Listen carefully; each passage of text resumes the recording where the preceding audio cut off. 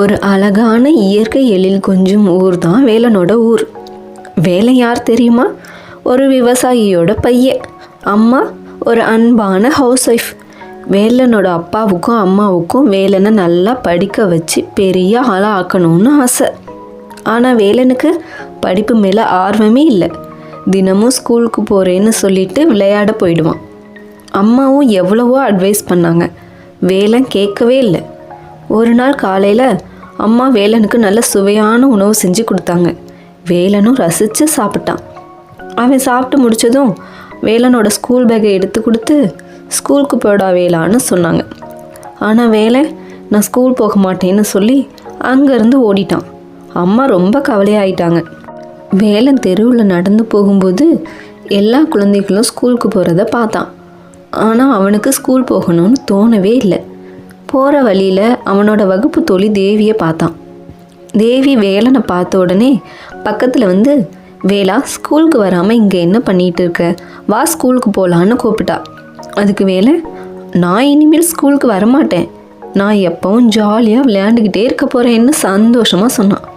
அதுக்கு தேவி, தப்பு வேலா, படிப்பு ரொம்ப முக்கியம், படித்தாதான் வாழ்க்கையில் முன்னேற முடியும், நீ கிளம்பி வா ஸ்கூலுக்கு போகலான்னு சொன்னான்.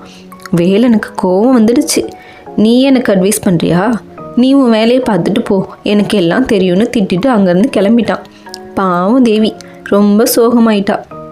வேலன் ஜாலியாக நடந்து போயிட்டுருக்கும்போது ஒரு எறும்பு கூட்டம் வரிசையாக அழகாக நடந்து போனதுங்க.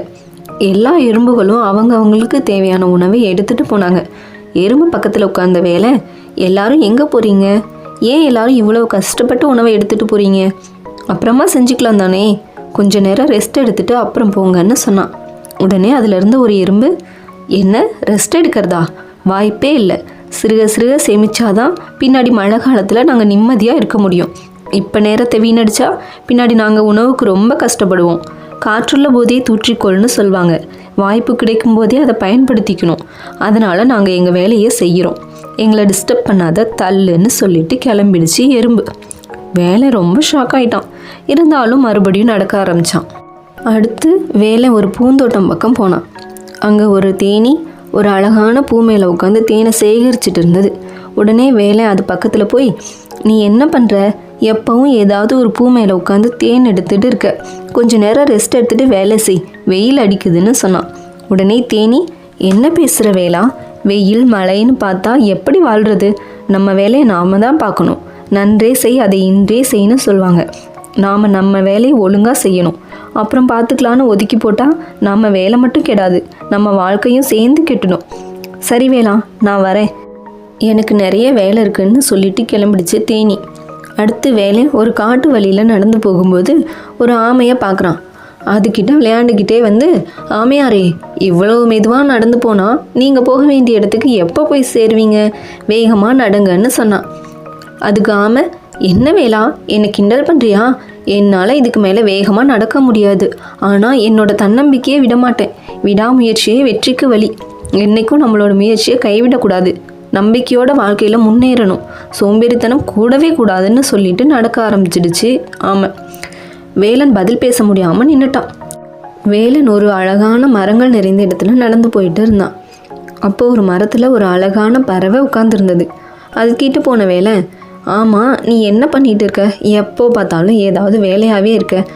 அதுக்கு பறவை, ஆமாம், நான் என்னை எப்போ சுறுசுறுப்பாக வச்சுப்பேன், என்னோடய உணவை நானே தேடிக்குவேன், அதுக்காக நிறைய பறப்பேன், சோம்பேறித்தனமாக இருந்தால் எப்படி வாழ முடியும்னு சொல்லிட்டு பறந்துடுச்சு.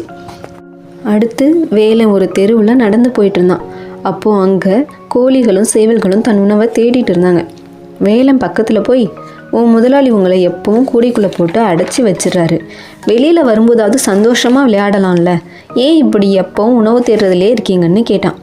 அதுக்கு சேவல், எப்பவும் நம்ம உணவை நாம தான் தேடிக்கணும், மற்றவங்களே எதிர்பார்த்து எப்பவும் வாழக்கூடாது, என் குழந்தைகளுக்கும் நான் அதை தான் சொல்லித்தரேன், அதனால் நீயும் உன் சோம்பேறித்தனத்தை விட்டுட்டு சுறுசுறுப்பாக உன் கடமைகளை செய், நீ வாழ்க்கையில் முன்னேறுவேன்னு சொல்லிட்டு கிளம்பிடுச்சு சேவல். அடுத்து வேலை ஒரு ஆட்டையும் அதோட குட்டிகளையும் பார்த்தான். அது புல்லை மேய்ஞ்சிட்டு இருந்தது. ஆட்டுக்கிட்ட போன வேலை, என்ன உனக்கு எப்போவுமே புல் மேயிற வேலை தானான்னு கேட்டான். அதுக்கு ஆடு, ஆமாம், எங்களுடைய வேலையே இதுதான். என் குட்டிகளையும் நல்ல முறையில் புல் மேய விட்டு பசியாற்றி பத்திரமா எங்கள் இருப்பிடத்துக்கு அழைச்சிட்டு போவேன். நம்ம குடும்பத்துக்காக நாம் வாழணும். வாழ்க்கையில் நாம் என்ன செய்யணுமோ அதை சரியாக செய்யணும். அதைத்தான் நானும் செய்கிறேன்னு சொன்னது ஆடு. அடுத்த வேளை ஒரு பசுவையும் அதன் கன்றுகளையும் சந்திச்சான். உடனே பசுக்கிட்ட போய், என்ன பசுவே, என்ன பண்ணுற நீன்னு கேட்டான். அதுக்கு பசு, பார்த்தா தெரியலையா, புல்லை மென்னுக்கிட்டு இருக்கேன். நான் நல்லா சாப்பிட்டா தானே என் கன்றுகளுக்கும் உங்களுக்கும் நிறைய பால் கிடைக்கும். என்னால் எப்போவும் மற்றவங்களுக்கு நன்மை தான். நம்ம வாழ்கிற வாழ்க்கை நமக்கு மட்டும் இல்லாமல் மற்றவங்களுக்கும் பயனுள்ளதாக இருக்கணும்னு சொன்னது பசு. உடனே வேலனுக்கு ஏதோ மனசில் தோணுச்சு. வேகமாக வீட்டுக்கு நடக்க ஆரம்பித்தான்.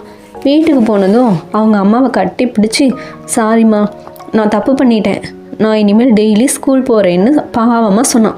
அதுக்கு அம்மா, என்ன வேலை ஆச்சு, நீ ஸ்கூலுக்கு போகிறேன்னு சொன்னது எனக்கு ரொம்ப சந்தோஷமாக இருக்குது. ஆனால் எப்படி திடீர்னு இந்த மாற்றம் வந்ததுன்னு கேட்டாங்க.